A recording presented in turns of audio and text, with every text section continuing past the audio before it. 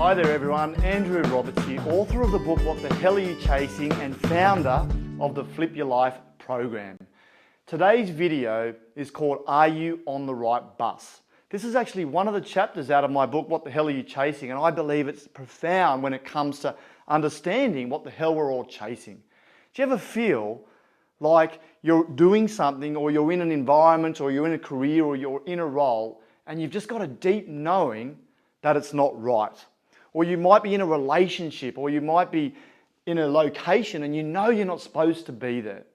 Well, I believe this video is designed to help you really understand what that's all about and how to make the decisions to move away from that feeling. We're going to really address what does it mean to be on the right bus? What does it take to get onto the right bus? How do I let go of how I think it should be and embrace how it is? Because when you do that, it's amazing. You start bringing things into your life as opposed to chasing after it. And I'm going to prove to you that when you're chasing something, when you desperately want something, you're actually pushing it away. So we're all on this journey. All of us are experiencing an amazing thing in our lives. We're all on completely unique journeys, doing different things. All of us have the ups, the downs, the good times, the bad times. And I thought I could briefly illustrate my journey to you just to understand, well, how did I come to teach this subject? And it wasn't that many years ago when I was running a really successful business coaching company in Sydney. I had a team of 25 people. We had a really big company. There's a picture of me on the side there. That's a room full of all our clients. We had 150 clients. And on the eyes to all my friends and a lot of my clients and a lot of my community, they thought that I had a really successful business. You know, I drove the fancy car, I was living in a nice place. Yet underneath it all, something wasn't right.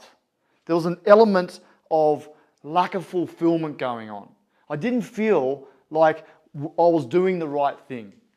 And I felt like maybe I was chasing a carrot. It felt like everything I was doing, I was pushing to go to that next level, that I needed to keep conquering new goals, achieve new things in order to feel good.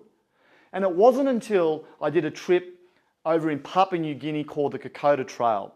It was I went over there with the whole intention to treat it like another challenge. I used to fill my life with challenges, and I got a whole different experience out of it. Now, this walk is 100 kilometers.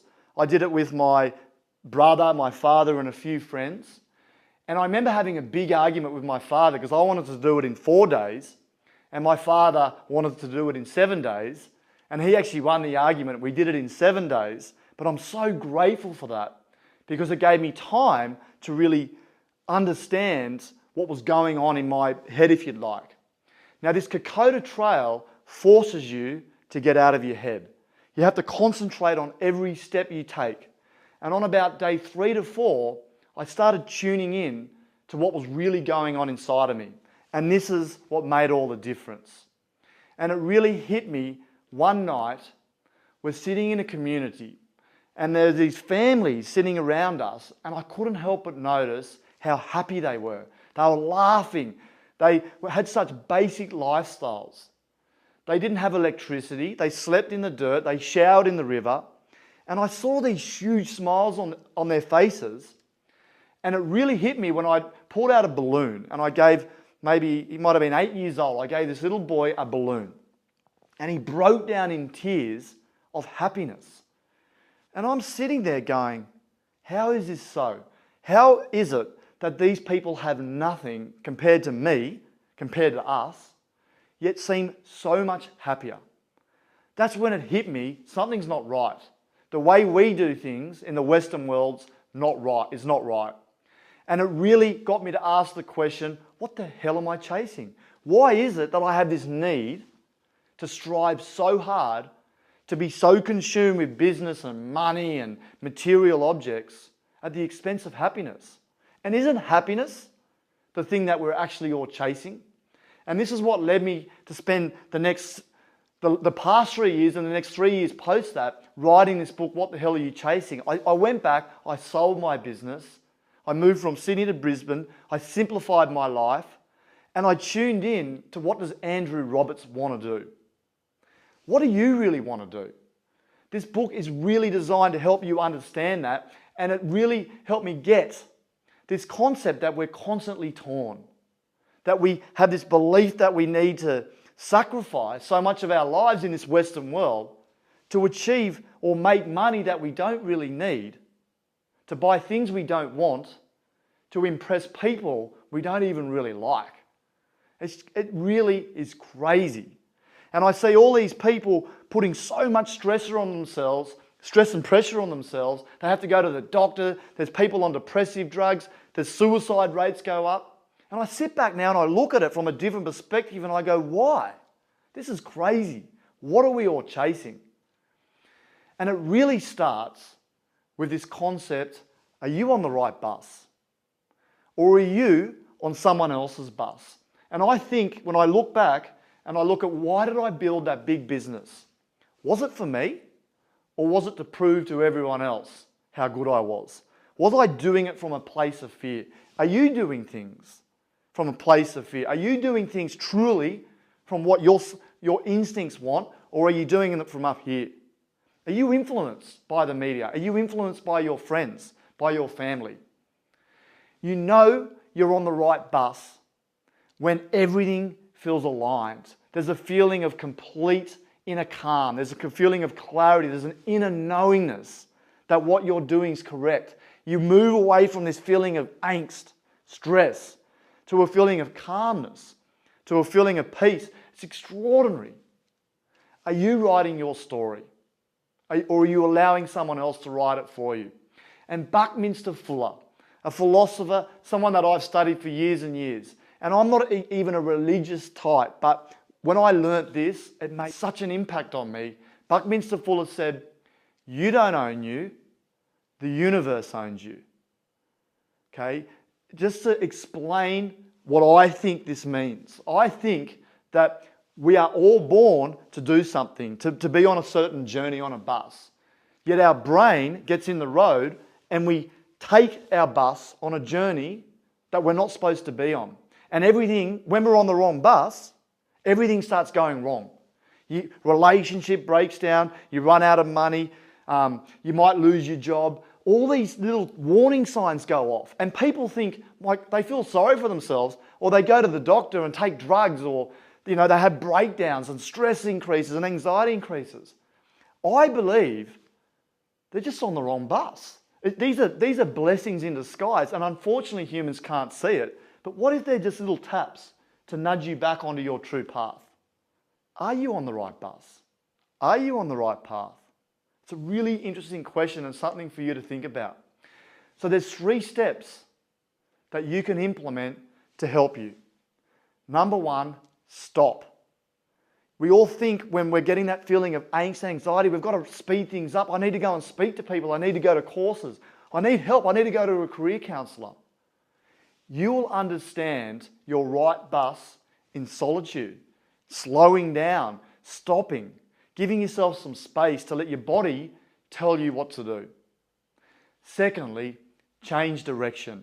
If you're feeling this, often it's a change in direction. You cannot steer a parked car. Many people out there will be thinking, yeah, but I don't know what to do next. Try something new. See what the taps will appear. If it's the wrong decision, you'll nudge you to take the next decision. Keep changing direction and eventually you'll find that path. And number 3, back yourself. Stop allowing the influence of everyone else to control you, to tell you what to do. There's got to be a point when you have an inner knowing that you are making the right decision. Because there's so much noise in society. There's so much media and there's so much energy going on around.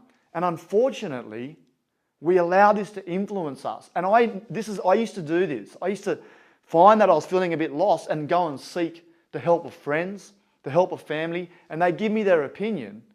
Yet it wasn't the opinion, or it wasn't the solution that I needed to hear. You've got the solution inside of you. Quieten down and listen. Learn to listen to what your instincts are telling you. Get out of here and sink into here. So that's, are you on the right bus? And the second thing we're now going to look at is in what I believe the missing piece of the jigsaw. And this is experiencing flow in your life. And if you like, it's the feeling that when you embrace how everything is, when you let go of how you think it should be, and relax and you sink into the right bus, everything magically starts appearing in your life. Because I think so many people, and this used to be me, make all our decisions around, will this help me make more money? Will this help me buy that next car? Will this help me look good to my friends? And this just causes a constant angst, a constant stress. And that stress and that angst is the exact thing that's stopping you getting what you want. And flow is the exact opposite to stress and angst. It's an inner knowing. It's a complete happiness that everything's going to work out in your life. And when you're in that place, everything does work out in your life. And if you can imagine a dolphin riding a wave, the dolphin doesn't struggle.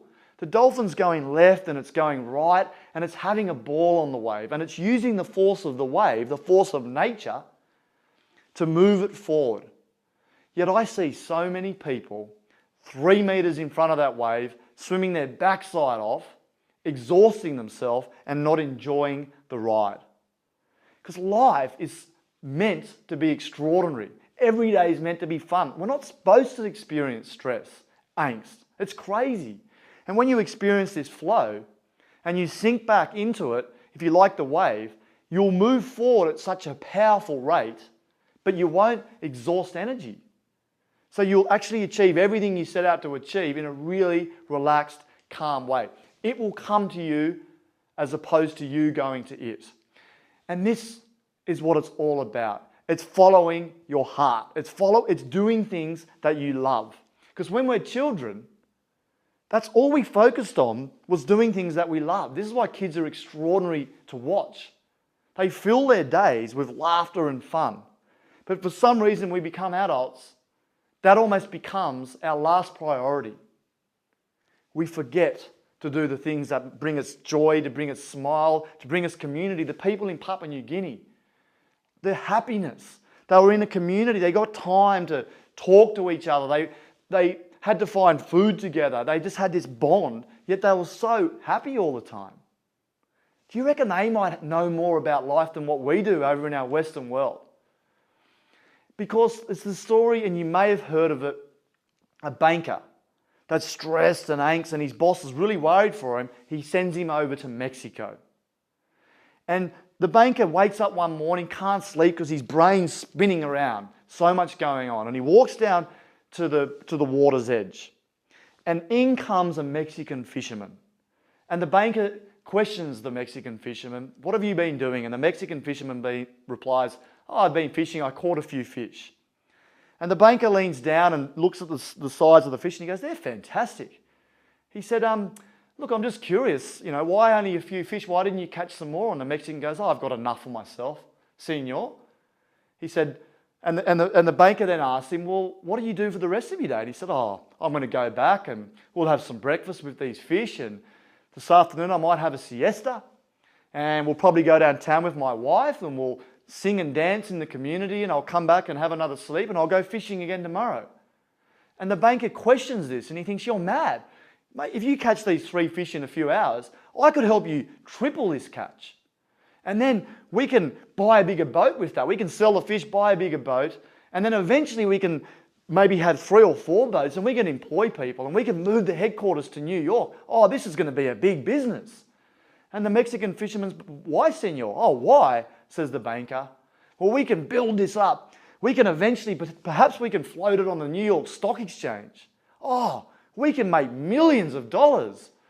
And the banker's getting all excited and the Mexican looks up puzzled and says, "Then what?" And the banker says, "Well, then you can sleep in, go fishing, hang out with your wife in the afternoon, go into town with your friends and sing and dance." It's like, why do we put so much stress? What are we all chasing? Why do we need to sacrifice so much of the now for out there? And I really believe having more money than you need is like having a bucket of water that's overflowing. What's the point? What's more important to you? Now, if you absolutely love your work then fantastic, you can put more hours into it. But fill your life with family, with friends, with things you love, and then everything else will come to you.